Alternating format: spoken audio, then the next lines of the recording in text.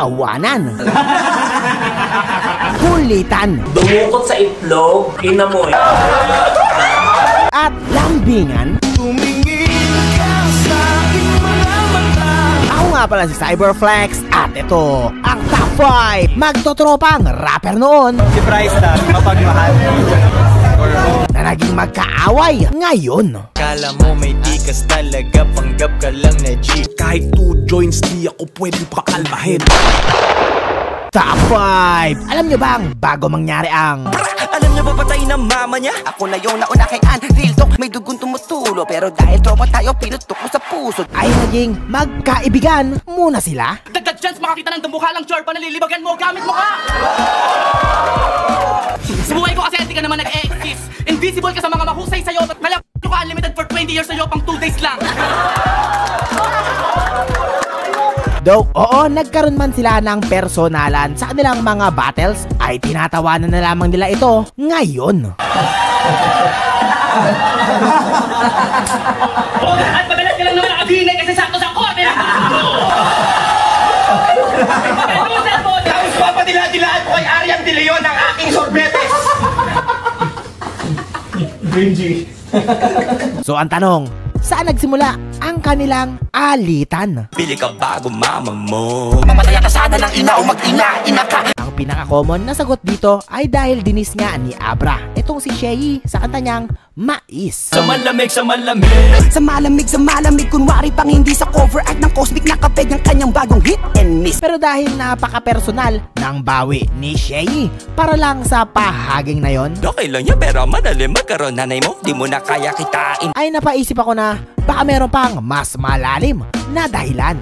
At dahil nga pinanood ko lahat ng battles nila, all I can say is dalawa lang palagi ang major na pinaghuhugutan ng sagutan nila. Una na dyan ay ang napakababang tingin ni Abra kay Shei. Kumbaga, literal na pang mamata. Yung line mo na yun, ang chichit nyo, sobrang umano sa akin yun. Dati parang wala lang sa akin yun. Yung position kasi ni Abra at that time sa buhay, versus ko syempre compared sa akin, parang wala lang sa akin yun. Tapos Tama na siya. parang kunyari, napunta ako sa Nung may posisyon niya. na-prove ka na, may na-prove ka na sa sarili mo. Doon ko nakikita yung iba na, ang grabe pala po. Tingin sa akin ni Abra dati. Ako na mag-asabi Grabe, tingin sa aming apat. Pero yung bar na yun, ang ano niya talagang And just to rub it in, yung tuition nyo, baon lang namin! Pangalawa ay about sa babae at take note ha, hindi lang sa current above ni Shei ito ginawa ni Abra, kundi pati na rin sa kanyang ex. Kaya ka tinututay ng jowa mo, oo. Ayoko sanang ipanlait, pero nagkaroon ng panahon na yung swata mo yun, palihim ako inaakit. Masalamat ka na lang at hindi ako bumapatol sa pangit, kasi ipagpapalit ka sana ng mahal mo para sa akin kung hindi ko siya binaste.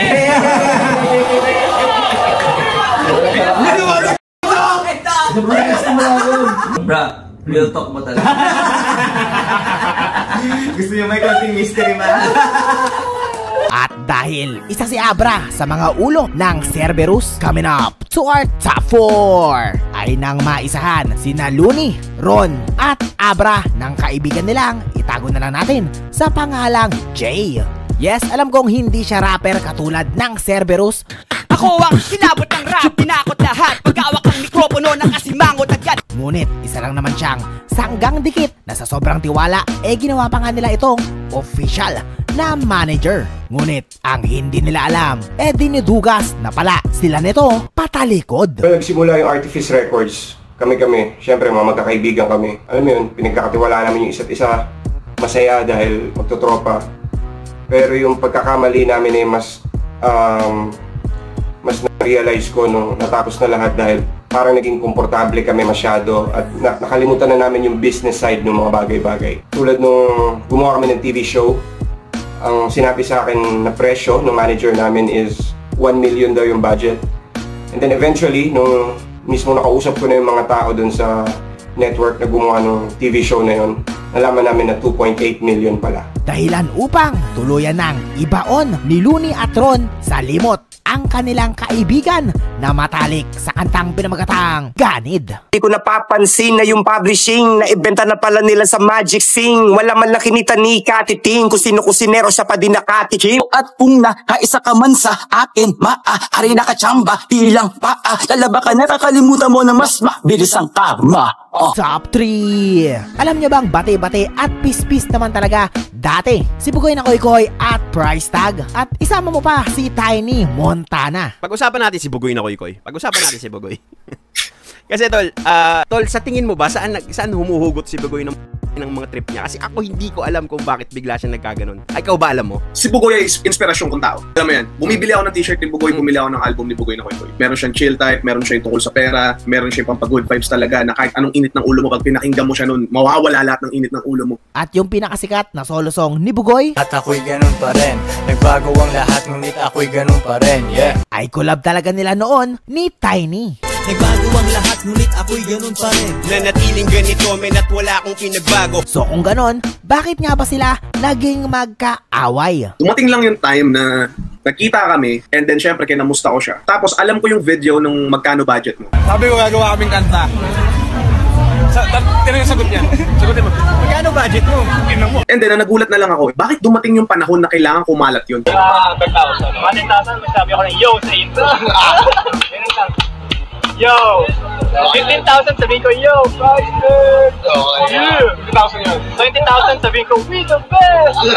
Tatawa ka. Oo. Makikipagkulitan ka. Kasi magkaibigan tayo eh. Point na kailangan mo siyang ilabas, mataas ang ego, tapos ginanon mo ako, tapos parang pwedeng maging hype, nilabas mo yun para mapahiya ako. Hindi naman kami nakikita, or hindi ko naman siya pwedeng saktan ng mga time na yun. Na nagdulot ng sunod-sunod na palitan ng putok ng shots fired versus 2 joints. Kasi tinext ko pa siya nun eh. Tol, bakit mo naman ginawa sa akin yun? Hindi siya nag-reply. Ang ginawa ko na lang is, dinis ko siya. I'm a street sweeper, kayo ay itataboy. Puro peke at panggap, lahat kayo mukhang bugoy. Real talk lang to, my man. Meron kang bars pero broke ka pa rin. Nagawa ko na lahat dahil sa pesting kahirapan. Tapos magharap na pula ka, anak ka ng mayaman. Joints, enterprise, peso sign sa aking eyes. Kahit sinong rapper yan, lamon sa akin parang fries. Nagpapanggap na laking kali, di yun cool. Corny yun, buhay ko pelikula. Tony Pablo Corleone. Ako ay laid back, di ka umipekto. Sa akin pera, inyo na ang respeto. Dumadaan sa harap nyo walang galang. Hindi ka gangsta, ika'y wala lang. Ang tagal na niya nag-rap ng hustling at paghabol ng milyon. Di lang nila matanggap na ginawa ko lang yun isang taon. Kala mo may tikas talaga, panggap ka lang na G. Kahit 2 joints, di ako pwede pakalmahin. Top 2 ay ang noong close na close at halos magkapaligitan pa nga ng muka nila Akata at Enigma. Wala na kami bro, pero pasalamat pa rin ako sa kanya kasi kahit sa konting panahon, I was genuinely happy. Hindi ko masasabing nag-away talaga sila, pero more like nagtampo na lang siguro si Enigma. Gawa ng pag-ungkat ni Akata sa di umano'y maliit na pasahod niya sa mga MC at iba pang unfair na pamamalakad ni Enigma sa Flip Top Live habang siya'y lumalaban kontra kay Poison 13. Flip Top, kadiri kayo and there's so much evidence to support. Pero kahit ganon, let's give credits to Arik na siyang todo nag-effort. At kayong mga hampas lupang MCs, just make sure na masulit nyo na lang itong Enigma's Last Resort. You already surrendered your life to Enigma's machine. Ikaw ay property owned. And your owner is exploiting your suffering. Ito'y poverty porn. Inaabuso ng lantaran iyong kamangmangan. Aabutan ng ilang libo para sa trabaho isang buwan. O, di anong napala mo? Sa kakasilip, sa buhay na meron ako. May masakit pa naman sana akong sasabihin, kaso... Go. Sige, go daw. Okay na yun! Flip Top, I'm done! Paalam sa lahat. Masyado nang mababa ang amat sa akin ng battle rap, kaya Akata out. Sa wakas, sa utak ko wala ng hassle. Siguro babalik na lang ako ulit kapag si Enigma na yung kabattle. Humingi man ng dispensa si Akata ay kasalukuyan pa rin itong hindi nakakapanik sa Flip Top stage. Sorry kung ganun yung nangyari, pero hindi ko naman talaga pinagsisisihan yun bilang sarili ko. nagsasorry lang ako para sa'yo. Pero hindi para sa akin. Pero yun nga, sana mas maayos mo pa. Alam ko naman, kaya mo eh. Nakita ko kung paano may manage. Hindi naman tatagal yung flip-top kung magaling. Kung butaw si Enigma, di ba? Ibig sabihin, kaya niya talaga. So, sana lang talaga na mas mabigyan pa ng value yung mga battle MCs, yung mga artists, di ba? Parang, sana mas marami pa silang makuwang gain kesa dun sa maliit na talent fee lang tapos sikat ka, ganun. Tapon ay ang pagpapalayas ng mga miyembro sa mismong boss ng XB na si Boss One. Di ko alam kung anong tunay na dahilan, pero kung hihimayin mong mabuti ang so-called diss track nila kay Honcho, ay mapapagtagpi-tagpi mong tungkol ito sa pera. May nawawala, bakit hindi mahanap? Sino nga ba yung nawawala sa MV na ito? Syempre, alam niyo na kung sino. Huwag mong tanungin sa akin yung di ko hawak.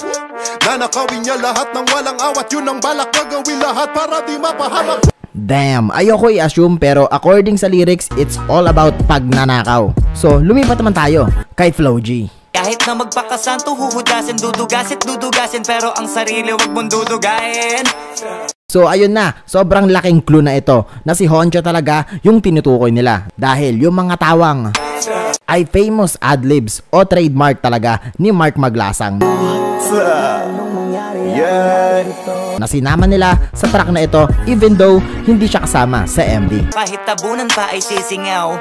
At iba pang maaaring dahilan na isiniwalat naman ni MG. Si Mark Maglasang daw ay talagang napikon kay Skasta Clee. Sinapak niya ito and now hindi nakabawi si Skasta Clee. Approve na talagang nasapak niya si Skasta Clee. For real. Well, totoo man to o hindi, ay nagresulta pa rin ito sa tuluyang pagbura ni Flo G sa muka ni Honcho na kanyang ipinatato sa likod. At di pa nakontento at binirapan nila ito ng isa pa sa kanilang ikalawang diss track. Magulang gahaman, madupang suwakang madaya, masiba sa kimat mata ko, ganyan kakababa, wala na gamot sa sakit mo na yan, nak di mo na matatakpan. Ako nga pala si Cyberflex. Natripan mo ba ang video na ito? Kung oo, ay i-like mo na at huwag kalimutang mag-subscribe sa aking YouTube channel. Bra, real talk mo talaga.